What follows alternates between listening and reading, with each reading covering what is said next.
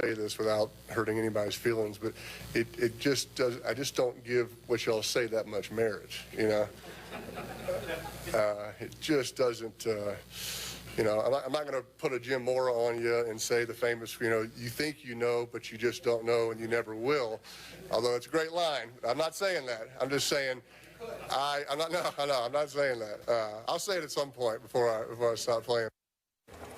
I think he is too. I love me some number 18. Denver improved to a perfect 7-0 after beating the Packers 29-10. They now join the Patriots and Bengals as the only 7-0 teams left in the NFL, with 4 weeks to go until the highly anticipated game in Mile High. The Patriots are outscoring the Broncos by over 11 points a game, but the Broncos defense is giving up 3 fewer points per game, so we'll see what we'll give. Stephen A., who's the best team in the AFC right now, the Patriots or the Broncos? Well, before I answer that question, I'd like to say this about that video that we just showed for Peyton Manning. If you want to insult the media, I can't think of a classier way. Right? To do it. Okay. Well, he did it without doing it. Well, he did it without doing it. It was very, very classy. The only thing that I would like to add to him is that when he says you think you do know, but you don't know and you never will, that's absolutely true, but primarily because number one, you guys would never tell us. And number two, even if we did know, you wouldn't admit it. So I just want to point that out in terms of people that watch football and watch what they do and what have you. They go through extraordinary measures to make sure we don't know. Even when we do know, they don't admit it. So let's not leave that out. May I add this on what you just said? Yes. Sometimes they don't know. That's right. Sometimes they don't. Sometimes they don't. Sometimes they don't. Now to answer the question about the Patriots and the Broncos. Yes. It depends on when you're talking about. If you're talking about the Patriots in this season, then it's the Patriots. If you're talking about what we saw last night, then it's a different ball game. Because if Denver's offense can do half of what it did against Green Bay last night, against anybody else, they'll be better than anybody else because of the way that defense is playing. But the question is, can you do that? Can you do that just against anybody else? I don't know that you can. I don't know if Ronnie Hillman and C.J. Anderson can run the football the way that they did last night, continuously, week after week after week.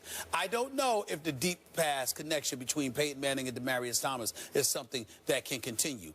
I do believe that pass rush will still be there. I do believe that secondary in Denver will still be there. I do believe that that defense will remain elite all season long. But the question is whether or not you're going to be better than the Patriots. Because you see, one of the things that's going unnoticed, the Patriots, numbers-wise anyway, doesn't have a defense that is as effective as Denver's. But the Patriots' defense is not shabby with Nikovich and those boys. They know what they're doing. They're their 9th-ranked defense in the entire NFL. They rank 7th against the pass. I think like 7th against the rush, rather, like 15th against the pass. They sort of get it done. They find a way to beat you. And what they also do is this. With New England's offense being as prolific as it is, it applies pressure to an opposing offense to be more efficient because you don't want to give Tom Brady and those boys the ball too often. So as a result, defenses try to get into a situation where they're doing things they're not accustomed to doing. Like we've talked and debated about how somehow, some way, these guys, the things that they do conventionally, they don't exercise against Bill Belichick, and we wonder why. Well, here's the reason why. They're trying anything against Bill Belichick because you don't want to go up against Tom Brady in that offense as much as you normally would have to. So you're doing anything that you can to try and put up as many points on the board as you possibly can because you know Tom Brady and them are going to get their shot. In the end, I would give New England a slight edge because what we saw from Denver, we just saw last night. What we've been seeing from New England, we've been seeing all season long.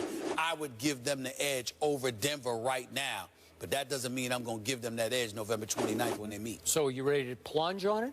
What you mean? That you're ready to go out on that limb and say that Denver will win. Well, we talked about. I know. I don't know why you. I don't know why you keep asking. But then I heard you on SportsCenter yesterday, and you were kind of vacillating. Well, they didn't ask me about that. They didn't ask me about the Patriots compared to the Broncos. But you were talking about a different subject. Well, I was defending them because a lot of people sit there and lambaste them. I try to be fair. You understand? I try to be fair. I don't get emotional like you. I try to be fair. And I'm just saying, I try to have convictions. You try to have convictions, even when your opinion should be convicted. convicted. You still try to have convictions. All I'm trying to say to you is, well, it depends on which one we're talking about here. I'm just saying to you that the New England Patriots right now have shown a level of continuity via Tom Brady than the Broncos have via Peyton Manning. Peyton Manning still has 11 interceptions and just 7 touchdowns. Peyton Manning's only completing 62% of his passes. Peyton Manning hasn't been the Peyton Manning of old for a myriad of reasons, and we understand that. But we also know that prior to last night, what we were seeing from Denver's offense wasn't going to be enough to beat New England. I just believe that there are games where you show up in a particular season. And I think when New England goes to Denver, more so than if New England had to go to Foxborough, I think New England would show up. Denver to Foxborough. Denver to Foxborough. I think Denver would show up for that game. Okay, allow me to put in perspective what is about to happen. Last night, we saw Green Bay's offensive line have a lot of trouble. Yes. They gave Aaron a little time here and there, but a lot of times they just caved on both sides. But I'm here to tell you that Green Bay's offensive line is 20 times more experienced than New England's offensive line is. That makeshift, inexperienced with the rookie free agent center for New England. Green Bay's offensive line, I would give a much higher grade overall than New England's. I think Green Bay's defense is, despite what you saw last night, it's still a little better than New England's defense. I think it is. Now, again, they lost a couple of corners last night. They lost a little depth at corner. Sam Shields out. So I get that. But my point is, just on paper, they came into the game allowing the fewest points in the NFL. Yep. And yet, I'm ready to plunge. November 29th, that's a Sunday night, if memory serves, at Mile High. I say that Tom Brady will beat the Denver Broncos because Tom Brady, I'm here to tell you again, is playing at the highest level any quarterback in the history of this game has ever played at, starting with last year's Super Bowl all the way through last Thursday night's Miami devastation. Tom Brady, as I keep pointing out, is on a mission to deflate every opponent, to get even with Roger Goodell by getting even with the National Football League. He is trying to flatten every opponent, to devastate, annihilate, to leave them on the canvas groping for a clue of how to get back up off the canvas. And we saw what he did to Buffalo at Buffalo early. Yeah. They still haven't quite gotten back up off the canvas. We saw what he did to the Jets 2 weeks ago, right? And what did the Jets do at the Raiders? We're going to talk about it here in just a little bit. They just couldn't get up off the canvas yet because Brady annihilated their psyches because they couldn't stop him. Both those teams thought they had a really good defense going into the Brady game, and then they're saying, we're not all that because he exposed us and picked us to pieces. And I'm not saying he will pick Denver's defense to pieces, not in a place that Tom Brady has not played all that well, except for one game against Tim Tebow when Psycho Tom came out and they destroyed Tim Tebow's Broncos. Remember that one? That wasn't hard. Who could forget? It wasn't that hard. But all right. So my point is, because Brady is on such a mission, I believe he will inspire his team to beat Peyton's team on that night. They're just playing at such a high level. They make plays, and when he starts making plays, the defense starts responding to him. So loved what I saw last night. I can't make any case on paper for Brady winning on November 29th after what we saw happen to Green Bay's very experienced offensive line. But watch what happens. I think this team is on a 16-0 mission that very well could lead to 19-0. I just think you're looking at last night at Denver, and I think that, you know, you make a case for Green Bay in their defense to elevate Denver's offense, and I'm just of the mindset, look, prior to last night's game against Denver, they played San Francisco, St. Louis, and San Diego. Now, we've seen some flashes from St. Louis because Gurley is the real deal. No question about it. And I'm a Tavon Austin fan. No question about it. So we look at it from that perspective, and we know what St. Louis's front seven is like. So it is what it is. But San Francisco, can it get any awful? I mean, listen, we don't even have time to get in the Kaepernick today. Good Lord of mercy, what's going on in San Francisco there. And, of course, the San Diego Chargers have been a huge disappointment. But this Green Bay Packers defense does rank 7th overall, but it does rank 17th against the pass. It does rank 26th against the rush. It is 23rd in yards allowed. When you say 7th overall, you're talking about yards allowed. That's not right. Points allowed.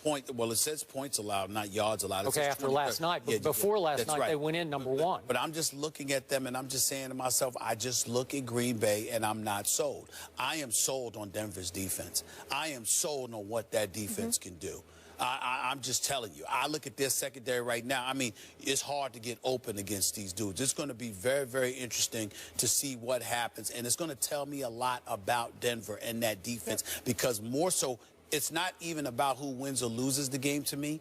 It's how I see Denver's defense look against Tom Brady. That's going to tell me a lot about how legitimate their title aspirations are because there is no question in anybody's mind that if you want to get to the Super Bowl out of the AFC, you are going to have to go through Tom Brady and the New England Patriots to get there. So that defense, to me, it's going to tell me something about what they're able to do against New England. I will give you this.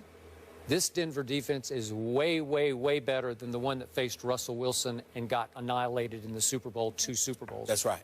Right? That is correct. But if they can run the ball and Peyton plays like he did last night, they might have a shot at Mile High. Well, I'm just, again... I still think that, I still think Brady has true. the edge. But that defense needs to show up against Tom Brady. Brady's 11-5 in matchups against Peyton Manning. Moving on.